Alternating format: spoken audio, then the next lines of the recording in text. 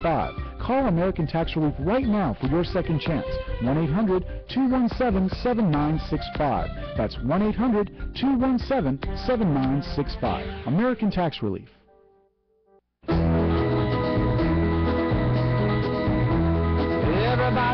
talking at me. My guest, Jim Kouri, Vice President, National Association, Chiefs of Police, Examiner.com, NewsWithViews.com. Now then, and I got to tell you something, Jim, that when this story first broke, Sarah Carter, I think Washington Times, brought it to my attention. And the amazing thing is that there are other people reporting the story, you included, and you guys keep saying Catalina Island, resort community, located about 22 miles off the Southern California coast. Jim, didn't you ever hear that song, 26 Miles Across the Sea? It does surprise me, though. You know, one person will see 22 and they all pick up on it. Unless global warming has caused Catalina to come closer. I don't know. But anyway, tell them the story about this Mexico. Here they go again, meddling with our affairs. Well, Mexico has now opened an office on Catalina Island, which is outside of Los Angeles, and what they're doing is they're issuing these ID cards known as the matricular consular cards. These are ID cards that are given out by the Mexican government to illegal aliens. Usually they're given out in Mexico first. Then they come across the border. Well, now Mexico is following up, and they open an office in the Los Angeles metropolitan area in order to give illegal aliens who might have missed getting their card these ID cards. Now, the problem with them is that there's no real security in those cards, because someone comes in, they fill out an application, they take their word for everything because they're undocumented. They have no documents.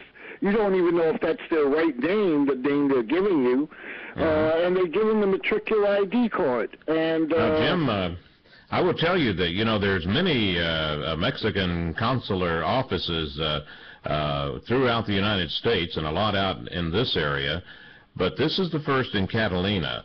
And as I understand, when I first saw the story, they're talking about there's a lot of human trafficking going on from Catalina into back into, you know, Long Beach, because, you know, you go to Catalina, I don't see too many shore patrols or any fences or anything like that, so it's pretty easy to get on the island, okay?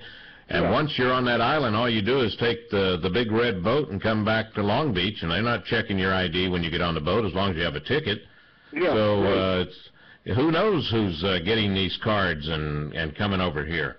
Well, even the government is divided on it. For example, ICE and the FBI and some other federal agencies do not recognize it as bona fide identification, but other agencies, government agencies, do. For example, Social Security Administration, they recognize it. The IRS, well, they recognize anything as long as you're giving them money. So they really don't care too much about identification. They give out tax registry numbers as if they're water to illegals. And the interesting... what we have is these people coming into the United States illegally, and a lot of jurisdictions are not familiar with this type of ID, and they take it as bona fide identification. Now, the interesting thing here, Jim, with your story is you were saying that Mexico issued more than 2.2 million matricular CID cards last year. Guatemala issued 89,000. But the interesting thing that jumped out at me is when you said Mexico issued more than 2.2 million cards. And according to the last figures, the second largest income for Mexico is the money being sent back from America to Mexico, and it's $2.2 billion. Isn't that amazing how it's, boy, you talk about multiplying. Well, you know, the United States made it easy for them to do. Actually, the Federal Reserve Bank started a program that would allow illegal aliens to transfer money from U.S. banks to banks in Mexico, which at one time was a no-no, which includes, by the way, drug dealers, human traffickers, all the people involved in organized crime. They are able to transfer money now, make bank transfers, even though they don't have proper identification or have proper documentation. You also point out Los Angeles, right off, that's 26 miles, I said, from Catalina, suffers from a disappointing amount of crime perpetrated by illegals. 95% of the outstanding homicide arrest warrants are for illegal aliens, 63% of overall criminal arrest warrants for illegal aliens. And you also mentioned about the mainstream media. For 2 years, they want to just remain quiet about all this stuff that's going on. Yeah, they do. They do. They don't want the American people to know how much crime is being committed by illegal aliens. We talked about this once before, Chuck, where you have the murderer of, it was one of the biggest cases in this new millennium, the Chandra Levy case. Right. Turns out she was murdered allegedly by an illegal alien who was in prison for attacking 2 other women. And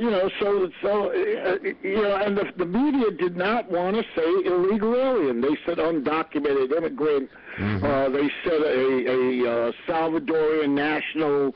They used every term in the book except for what he really was. He was an illegal alien. He came into the country illegally. He had a criminal record in his home country, and here he comes into the United States and victimizes women in the United States. Well, Jim, on this Catalina story, just to wrap this up, one other little hitch here, and thank goodness for a Republican congressman, and I'm pretty sure that's Dana Rohrabacher's district there. Yeah. But anyway, here they were, the Mexican government and Catalina, somebody over there, they all said, well, look, we're all going to meet at the country club, and boy, you just show up as many as possible. We're going to hand out these cards, and come to find out that you had to get a State Department permission to host a foreign government.